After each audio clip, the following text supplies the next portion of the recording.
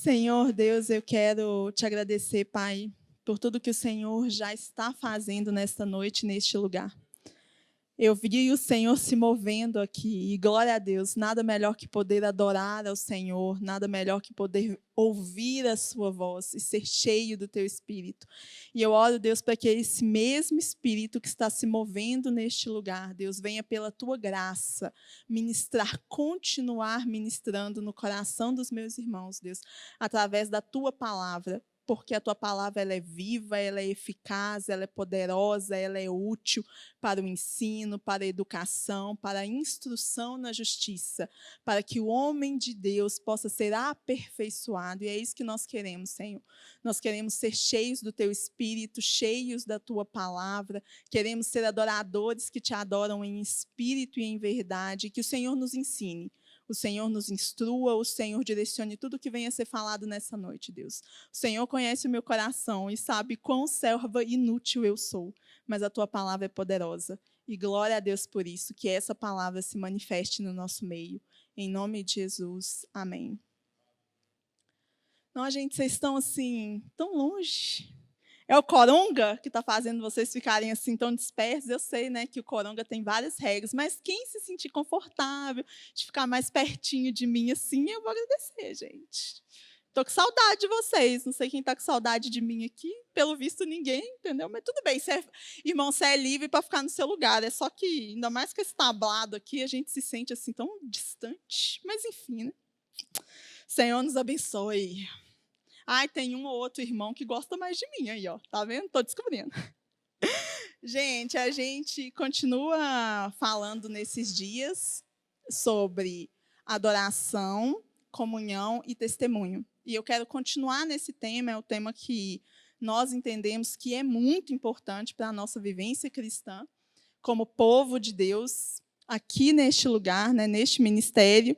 E para falar sobre esse assunto, eu queria que você abrisse a sua Bíblia comigo no livro de Levítico.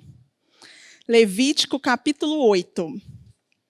Eu vou, enquanto vocês estão se aproximando e estão abrindo as suas Bíblias aí, eu vou dar uma introdução, né, sobre esse texto, porque eu sei, né, gente, que o livro de Levítico é aquele livro que a gente geralmente pula na nossa leitura bíblica, né? A gente está indo bem na leitura, quando chega Levítico, a gente... Né, o Levítico é um livro que a gente convenientemente ignora. Estamos na Nova Aliança, não precisa mais saber desses trem do Levítico, aí a gente acaba deixando o Levítico um pouquinho de lado. Mas esse é um livro com uma simbologia muito preciosa para nós hoje.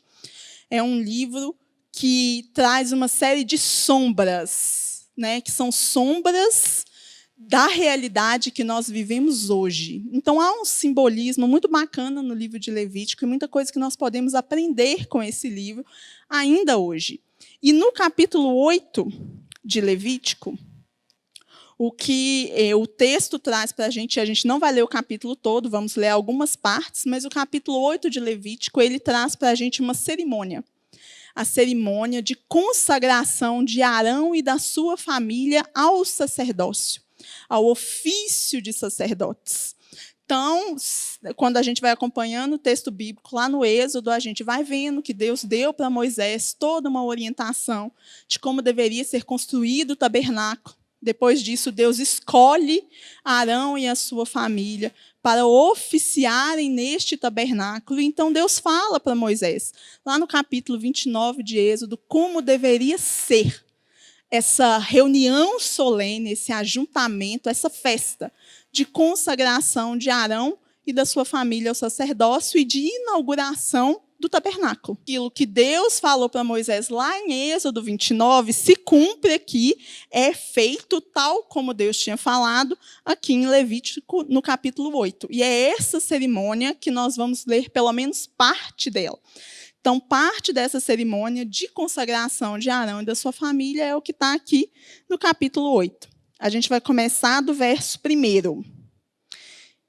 Disse mais o Senhor a Moisés: toma Arão e os seus filhos, e as vestes, e o óleo da unção, como também o novilho da oferta pelo pecado, e os 2 carneiros e o cesto dos pães asmos. E ajunta toda a congregação, à porta da tenda da congregação. Fez, pois, Moisés como o Senhor lhe ordenara. E a congregação se ajuntou à porta da tenda da congregação. Então disse Moisés à congregação: Isto é o que o Senhor ordenou que se fizesse. E fez chegar a Arão e aos seus filhos, e os lavou com água. Vestiu a Arão da túnica, cingiu com o cinto, e pôs sobre ele a sobrepeliz. Também pôs sobre ele a estola sacerdotal, e o cingiu com o cinto da obra esmerada da estola sacerdotal, e o ajustou com ele. Quero que você pule aqui comigo agora, lá para o verso 22. Verso 22 diz assim: Então fez chegar outro carneiro. Desculpa, gente. Então fez chegar outro carneiro, o carneiro da consagração. E Arão e os seus filhos puseram as mãos sobre a cabeça do carneiro. E Moisés o imolou, e tomou do seu sangue, e o pôs sobre a ponta da orelha direita de Arão, e sobre o polegar da sua mão direita, e sobre o polegar do seu pé direito. Também fez chegar os filhos de Arão. Pôs daquele sangue sobre a ponta da orelha direita deles, e sobre o polegar da mão direita, e sobre o polegar do pé direito. E aspergiu Moisés o resto do sangue sobre o altar em redor. Agora pula lá para o 30. Tomou Moisés também o óleo da unção e do sangue que estava sobre o altar, e o aspergiu sobre Arão e as suas vestes, bem como sobre os filhos de Arão e as suas vestes, e consagrou Arão e as suas vestes, e os seus filhos, e as vestes dos seus filhos. Tá bom até aqui, gente. Talvez esse texto, à primeira vista, possa parecer um tanto quanto estranho para você.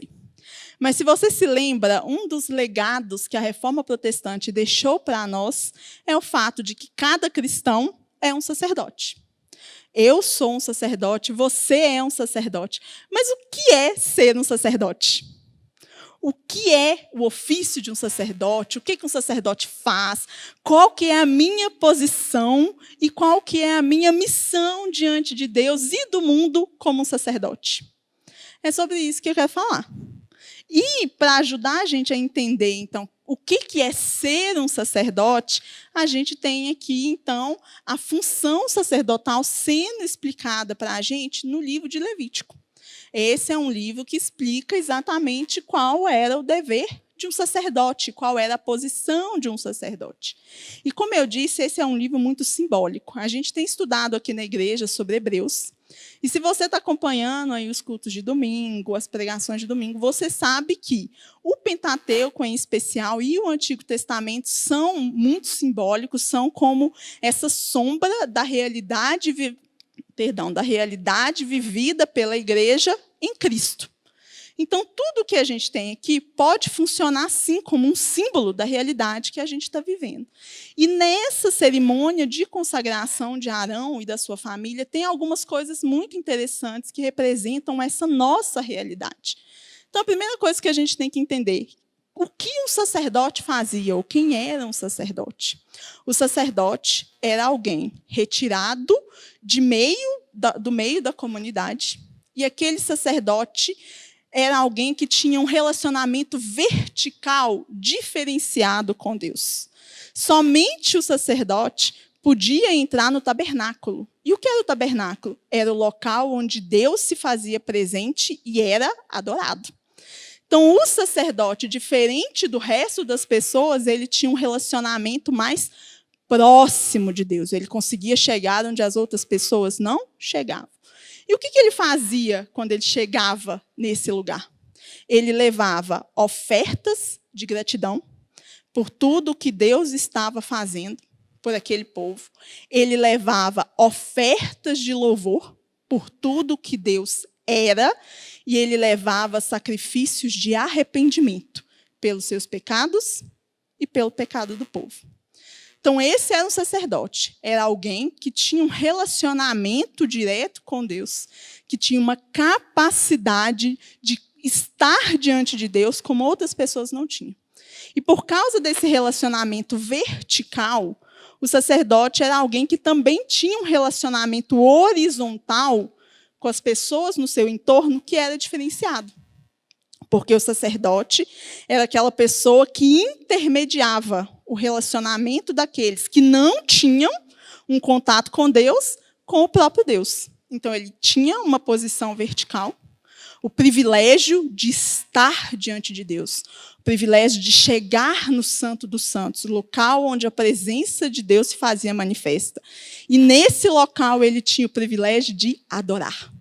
Um sacerdote era um adorador. Se você prestou atenção no que o cara fazia, o que o cara fazia? Ele levava oferta de gratidão. Ele levava oferta de louvor. E ele levava sacrifício de arrependimento. Era isso que era um sacerdote. Era isso que um sacerdote fazia. E aqui nessa cerimônia de consagração, a gente tem um ponto muito interessante que mostra para nós por que Arão tinha condição e a sua família tinha condição de fazer isso. Porque Arão tinha condição de entrar diante do Santo dos Santos e levar as ofertas diante de Deus. Por causa do sangue de um cordeiro que foi imolado. Se você prestou atenção, lá no verso 22 que eu li, diz que o sangue do cordeiro, um cordeiro sem mácula e sem defeito, foi imolado. O sangue desse cordeiro foi derramado sobre o altar, e o sangue desse cordeiro foi derramado sobre as vestes de Arão e sobre o corpo de Arão. Então, Arão foi escolhido por Deus e só podia realizar aquilo por causa do sacrifício do cordeiro em favor dele mesmo. Arão não foi escolhido porque Arão era mais santo do que os outros. Arão não foi escolhido porque ele era mais legal do que os outros. Arão não foi escolhido porque ele tinha uma moralidade melhor do que a das pessoas à sua volta. Arão foi escolhido porque Deus o escolheu. Se você se lembrar um pouquinho da história de Arão, você vai se lembrar que esse é o mesmo cara que pouco tempo antes desse fato estava chamando as pessoas para fazerem uma festa pagã e adorar um bezerro de ouro. É o mesmo cara que conclamou a assembleia para adorar o bezerro de ouro. Esse é o cara que Deus escolheu. Por quê? Porque Deus quer mostrar para mim e para você que não sou eu. Não é você. Não é o meu mérito, não é o seu mérito, não é o quão bom você é, não é o quão reto você é, não é toda a sua moralidade, não é porque você é melhor do que os outros, porque você não é, e eu também não. É por causa do sangue do Cordeiro, que foi derramado por causa do sacrifício feito. É que nós temos o privilégio que inúmeras outras pessoas não têm. O privilégio de entrarmos diante do trono da graça. O próprio Arão só podia fazer isso uma vez por ano. Uma das muitas cerimônias que tem aqui no livro de Levítico é a cerimônia do Yom Kippur, o dia do perdão. Aquele único dia, uma vez por ano, onde o sumo sacerdote, e Arão era o sumo sacerdote, onde ele podia entrar diante do Santo dos Santos, que era onde estava a arca de Deus. E o cara entrava com tanto temor, com tanta reverência por causa da santidade de Deus, por causa da justiça de Deus, por causa da grandeza de Deus, que o cidadão estava com a cordinha amarrada na cintura para fazer barulho, porque se ele caísse lá dentro, o pessoal empurrava ele. Então ele tinha que ficar lá dentro, assim, ele orava andando, que era para todo mundo ter certeza se ele estava vivo ou não lá dentro. Porque balançava a cordinha. Se a cordinha não balançasse, opa, foi fulminado. E o livro de Hebreus, gente, diz para a gente que, por causa do sangue do Cordeiro, eu e você temos intrepidez para entrar diante do Santo dos Santos e prestar a nossa adoração. Você tem noção do tamanho do privilégio que é ser um sacerdote na nova aliança? Tem noção do privilégio que eu e você temos de poder chegar confiadamente diante do trono da graça, qualquer hora do dia ou da noite, independente de como você estiver, e dizer Abba, e saber que o Abba diz, oi filho, pode falar. Esse é o privilégio de um sacerdote. Só que privilégios trazem em seu bojo responsabilidades. Então, a primeira coisa que a gente precisa entender com relação ao ofício do sacerdote é que o que o sacerdote fazia, e é isso que a gente faz na nossa adoração, gente. Por que eu estou falando de ofício sacerdotal? Se os nossos temas aqui são adoração, testemunho e comunhão. Porque se você é um sacerdote do Senhor, nesta nova aliança, você é um adorador. O que o sacerdote fazia, e é o que a gente tem que entender, era entendendo quão imerecedor ele era, entendendo a grandeza da graça de Deus que permitia a ele, apesar dos seus pecados, estar diante de Deus, por causa da obra do Cordeiro. Esse era um cara que entrava diante de Deus com o coração dele repleto de ofertas de gratidão, com o coração dele repleto de ofertas de louvor por quem Deus era, e com o coração quebrantado e arrependido. É assim que a gente adora o Senhor. A gente adora o Senhor, reconhecendo em gratidão quão imerecedores nós somos e o tamanho da graça que nos alcançou. Nós o louvamos por quem Ele é. E a gente, entendendo o quão pecadores nós somos, temos um coração arrependido diante do Deus a quem servimos. Essa é a posição de adoração, esse é o privilégio de um sacerdote. O privilégio de um sacerdote é ser um adorador, é chegar diante do Santo dos Santos e poder se colocar na presença de Deus e ser ouvido por Deus com esse coração que agradece, que louva, que se arrepende.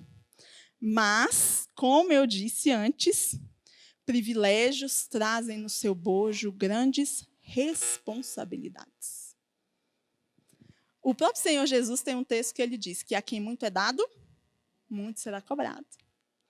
E aí, se você reparou no texto aqui, o texto fala da consagração. Essa é a palavra-chave. Arão foi consagrado, o que significa que Arão foi retirado, foi separado. Um sacerdote é alguém que é separado.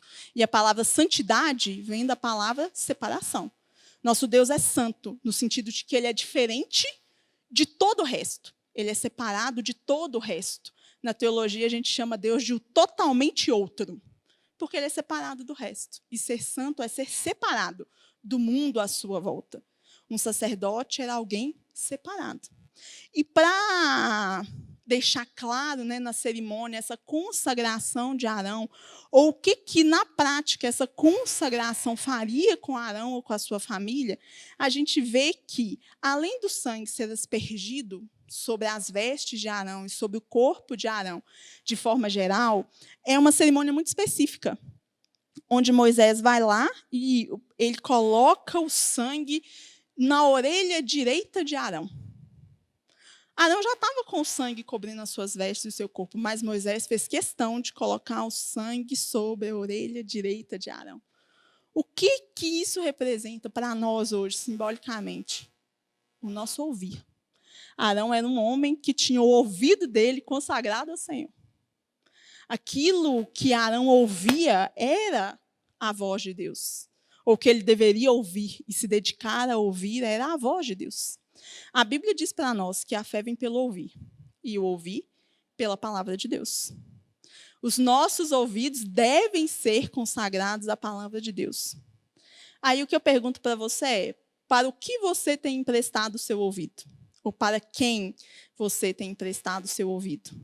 Porque aquilo que entra pelos nossos ouvidos passa para a nossa mente, enche o nosso coração e sai pela nossa boca. A quem você tem emprestado os seus ouvidos? Satanás falta muito. A gente tem tantas palavras de acusação, tantas palavras de mentira, tantas palavras a respeito de quem nós somos. E não é só Satanás que está falando, o mundo também está falando. O tempo todo. A quem é que nós estamos emprestando os nossos ouvidos? É para o maledicente, é para o fofoqueiro, é para aquele negócio que não edifica, é para aquela música lá que desce até o chão, que não faz não sei o quê, que até Deus duvida do que está acontecendo ali. Para que é que você tem emprestado os seus ouvidos? Além dos ouvidos de Arão serem ouvidos consagrados para ouvir a voz de Deus, para que ele pudesse entender os direcionamentos de Deus, a Bíblia também diz para a gente aqui que a mão direita de Arão, o sangue é colocado sobre o polegar da sua mão direita, representando não só aquilo que Arão ouvia, e, portanto, aquilo que ele cria e aquilo que ele falava, mas também as obras das suas mãos.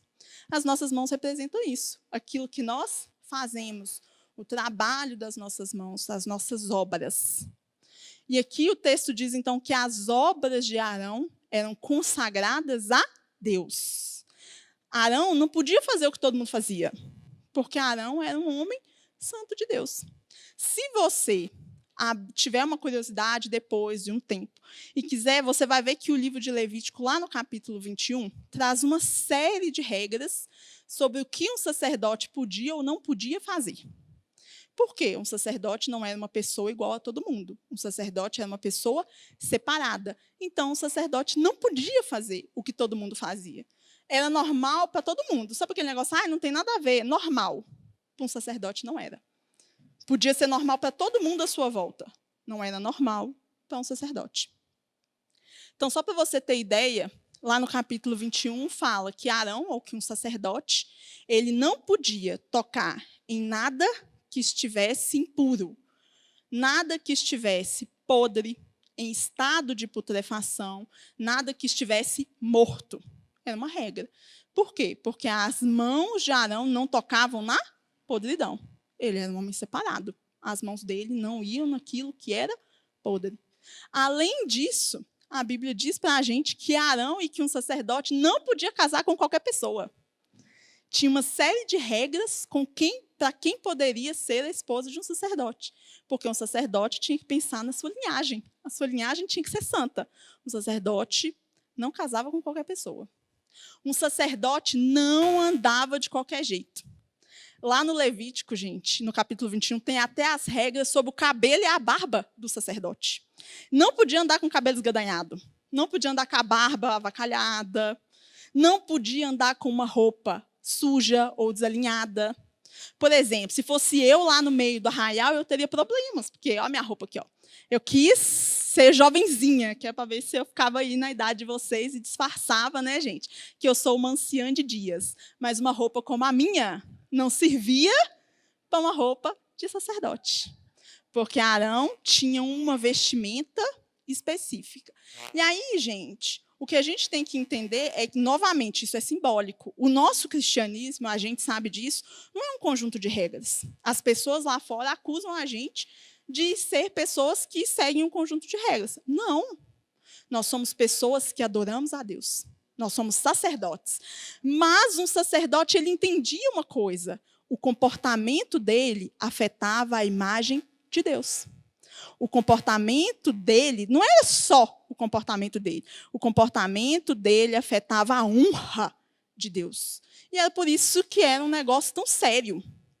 Porque não era só a imagem de Arão que era para o brejo, se Arão fizesse um trem que não devia. As pessoas iam falar assim, opa, mas Arão é sacerdote de Deus. Uai, mas se o sacerdote de Deus pode andar assim, quer dizer que Deus permite essas coisas. Era por isso que um sacerdote tinha que se preocupar com o seu testemunho. Porque aquilo que ele fazia impactava o nome de Deus. E olha, gente, eu e você também. Aquilo que nós fazemos impacta no nome de Deus. Você pode abrir qualquer jornal que você quiser aí, gente. Todo mundo pode fazer as coisas erradas, mas o dia que fala assim, porque o pastor fulano de tal. Porque o fulano de tal, líder do louvor. Porque a fulana de tal que cantava na adoração. Todo mundo é chamado pelo nome, mas se você for cristão e você gerar um escândalo, é o fulano de tal da igreja. E é assim na mídia, mas é assim lá na sua faculdade, é assim lá na sua escola, é assim lá no seu prédio. Porque todo mundo fala assim, gente, nossa, diz que é crente, mas olha os funkão da casa dela. As pessoas fazem isso o tempo todo. E elas não estão erradas, porque você é um sacerdote. Você está fazendo o papel de intermediário entre as pessoas que não conhecem Deus ainda e o próprio Deus. Então, aquilo que você faz repercute na imagem do Deus que você diz que serve. Então, pense bem aí em quais têm sido as obras das suas mãos. Quando as pessoas olham para você e para as coisas que você faz, as pessoas glorificam o nome de Deus ou as pessoas falam assim, não, mas para servir o Deus da Vanessa, eu não quero não. Não, qualquer coisa, sirva até lá, mas o Deus da Vanessa eu não quero. O que o nosso testemunho, as obras das nossas mãos dizem a respeito do nosso Deus. E a terceira coisa aqui na consagração é que a gente vê, ele teve consagrado o seu ouvido, ele teve consagrado as suas mãos e ele teve consagrados os seus pés. E os nossos pés falam sobre os nossos caminhos, sobre as nossas direções, sobre as direções que nós seguimos. Arão não era mais de Arão. Então, Arão não era mais o centro da decisão da própria vida de Arão. Arão era um servo. Ele servia a Deus. Ser um sacerdote era o que definia a vida de Arão. Ele não era mais só o Arão. Ele era o Arão, sacerdote do Deus vivo. O que significa que as escolhas de para onde Arão ia, o que Arão ia fazer, não eram tomadas simplesmente pela comodidade do Arão, pelos desejos do Arão, por como Arão acordou naquela manhã, naquele dia chuvoso, sem querer oficiar no templo, no tabernáculo. Não era assim mais. Arão servia ao Senhor. Então, as escolhas de Arão eram definidas pelo Deus a quem ele servia. Isso também vale para a gente. Quando você vai escolher uma faculdade, quando você vai escolher uma namorada, quando você vai escolher fazer um intercâmbio ou não, quando você vai escolher uma profissão, você faz isso pensando em quê? Ah, Vanessa, no que dá mais dinheiro, com certeza. Nossa, na varoa ser bonita, com certeza. Entendeu? Nossa, não... A gente tem que começar a pedir a Deus que os nossos ouvidos sejam consagrados, para a gente entender o direcionamento de Deus e andar de acordo com os caminhos de Deus. Ah, vai ser fácil? Não vai ser fácil não, gente. Nossa, se tem uma coisa que não vai ser, eu posso te garantir, é fácil. Porque nós somos salvos pela graça. E a graça é abundante e maravilhosa. Mas andar com Deus exige uma vida sacrificial. É maravilhoso, mas não é fácil. O capítulo 10 de Levítico tem uma história que, para mim, é uma das histórias mais tristes do livro de Levítico. Provavelmente é a história mais triste do livro de Levítico. E é um dos momentos mais tristes, para mim, dentro da caminhada do povo no deserto, dentro do que acontece quando estão ali. E esse texto conta para a gente que Nadab e Abiú, dois dos filhos de Arão, dois sacerdotes, eles não levaram muito a sério o chamado deles. Eles começaram a oficiar o seu sacerdócio de forma muito leviana. Eles acharam que Deus era oba-oba e que para servir a Deus qualquer coisa servia, de qualquer jeito estava bom. Só que Deus, gente, é necessário ter reverência. Temos que ter reverência. Nadab e Abiú não tiveram reverência. Eles achavam que Deus tinha que... Tipo assim, Deus está lavando a égua que eu estou servindo ele. Entendeu? Deus tem que me agradecer aqui, entendeu? Porque estou largando a minha vida para servir. Para fazer trabalho na igreja? Para entregar cesta? A Deus que devia me agradecer. Nadab e Abiú não tiveram a devida reverência. E não entenderam que ser sacerdote custa. Ser sacerdote custa. No dia que Nadab e Abiú morreram, imagina o coração de Arão. É um pai. Moisés chega para ele e fala assim, Arão, você não vai enterrar os seus filhos. Você não vai tocar nos seus filhos, porque eles estão mortos. E um sacerdote não toca em nada que é morto. Você não vai sair do templo. Você não vai rasgar suas vestes. Você não vai descabelar o seu cabelo. Você não vai chorar. Agora, se ponha no lugar de Arão.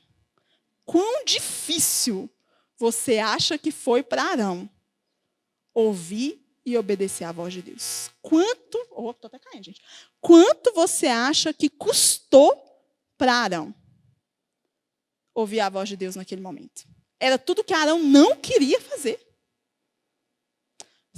ser um sacerdote custa. Custa o seu tempo, porque ninguém ouve a voz de Deus ou reconhece a voz de Deus se não gasta tempo com Deus. Ser sacerdote custa tempo.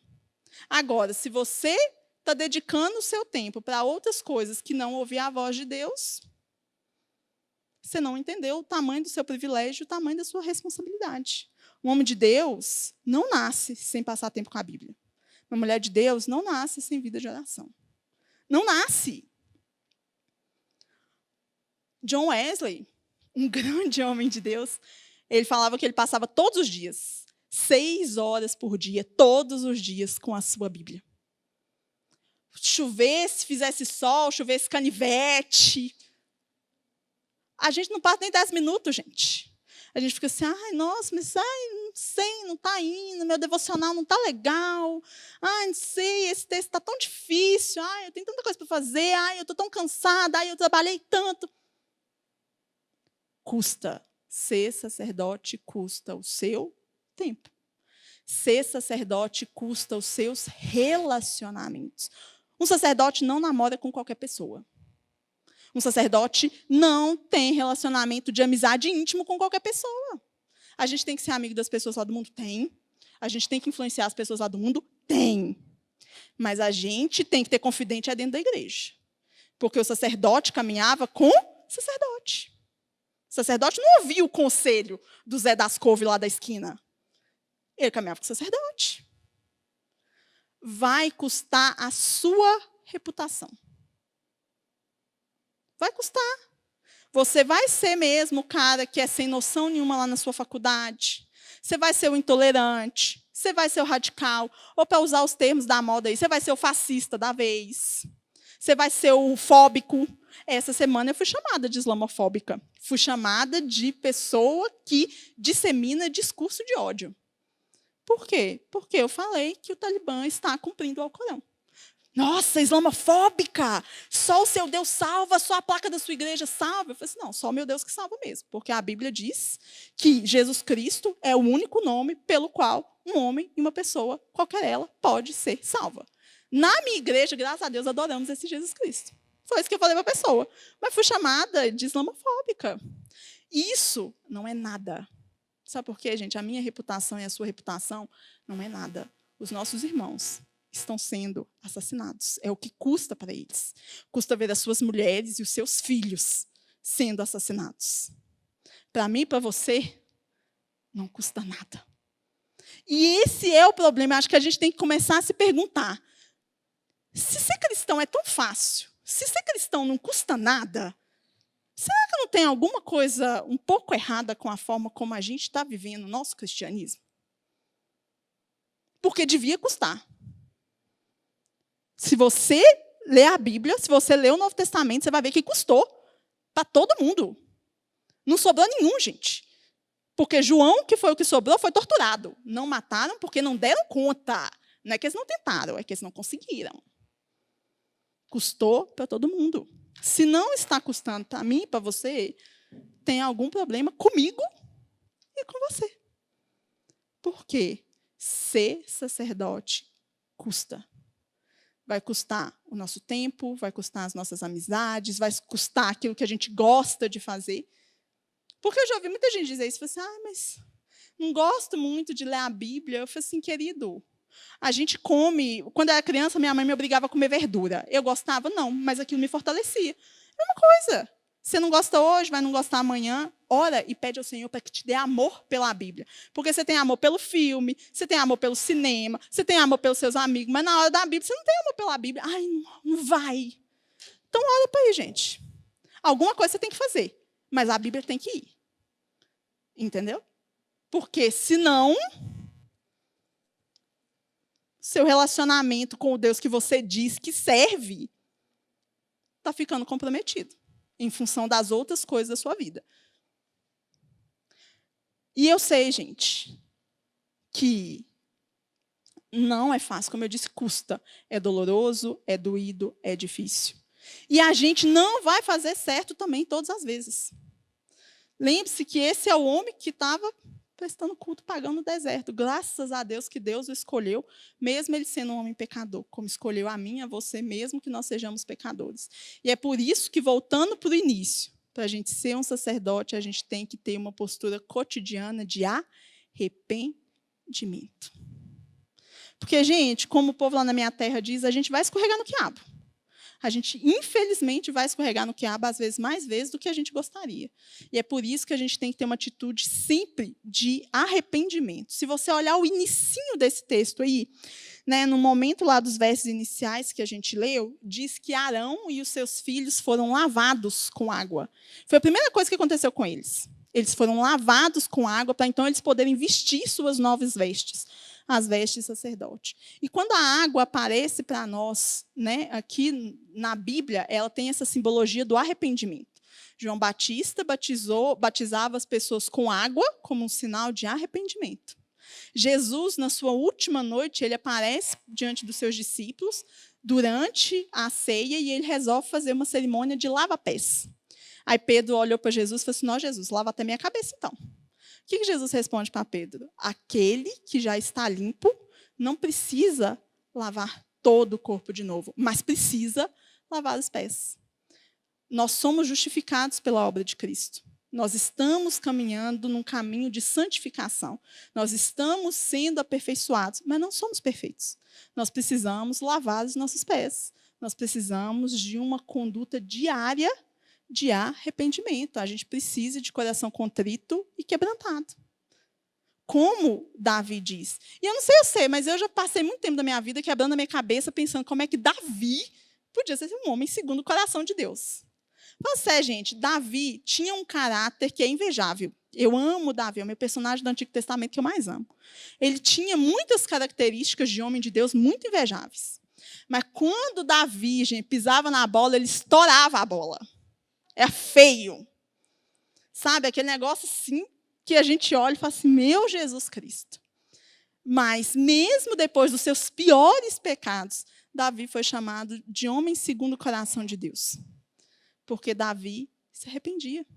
O dia que Natã chega para Davi e expõe o pecado de Davi com Betseba, o que Davi vira para o profeta e fala é: eu pequei contra o Senhor.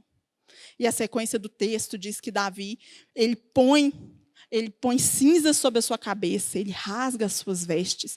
E se você olhar o Salmo 51, você vai ver como foi doloroso, como Davi se arrependeu, como doíam os ossos dele, por causa do seu pecado e por entender que tinha desagradado o Deus que ele servia. Por isso que Davi era um homem segundo o coração de Deus. Não é que ele não errava, é que ele era muito rápido em se arrepender e ele arrependia de verdade. Veja a diferença dele para Saul. Porque um dia Saul também foi confrontado por um profeta. O profeta Samuel chega para Saul e fala assim: Saul, Deus te deu uma ordem, era para matar todo mundo no arraial dos amalequitas, era para destruir tudo. E o que você fez? Você trouxe os bois, você trouxe as ovelhas, você trouxe as joias das mulheres, você trouxe o rei Agag. O que você está fazendo? Em nenhum momento desse texto, gente, depois eu convido você a reler o texto, em nenhum momento do texto, Saul vira para o profeta Samuel e diz: Samuel, eu pequei. Não é isso que ele fala. Ele fala assim: ai, Samuel, o povo queria trazer as ovelhas.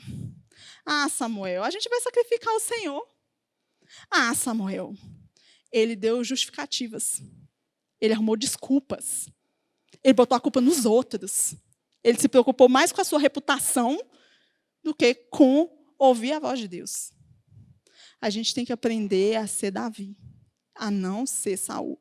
Porque a gente tem 1 milhão de desculpas na ponta da língua. E a gente olha para a Bíblia e fala assim: não, mas Saul era tão cara de pau. E eu acho que Jesus olha lá de cima para a gente e fala assim: oi, querido, só o Saul que é cara de pau nesse rolê aí?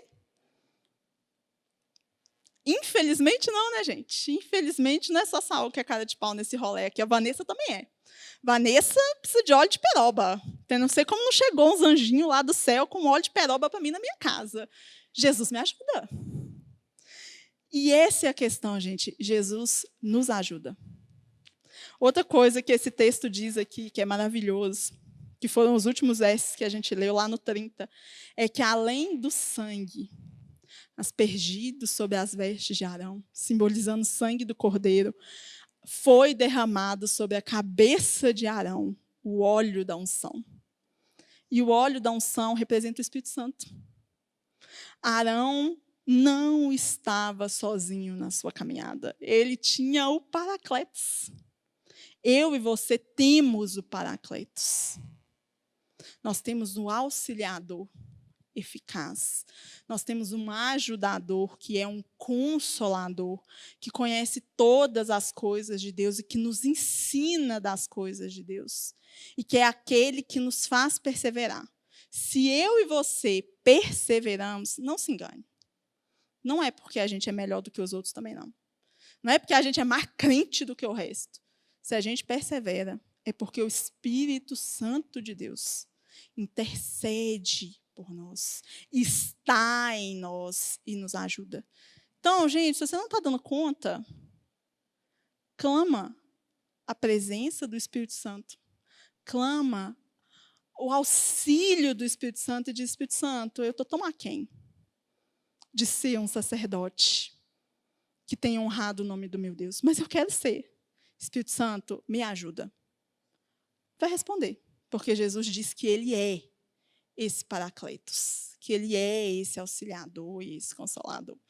E, além de tudo, outra coisa que foi imprescindível, né, na caminhada de Arão, e que é imprescindível na caminhada do sacerdote, é a comunhão.